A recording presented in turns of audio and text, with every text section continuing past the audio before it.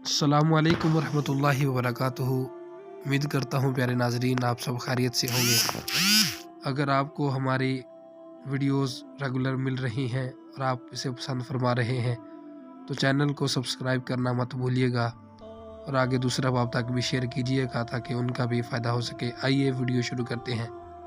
आज की वीडियो में हम बताएंगे कि वो लोग जिनके मुंह में छाले बन जाते हैं तो इसका इलाज कुरानी इलाज कैसे किया जा सकता है। सूरह वद्दुहा पूरी सूरत।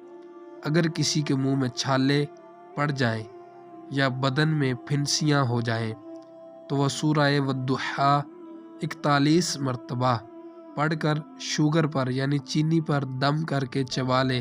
इंशाअल्लाहुल अज़ीज़ अल्लाह ताला के फजल व करम से राहत हो जाएगी, आपको छालों से आराम मिल जाएगा और सुकून हासिल होगा।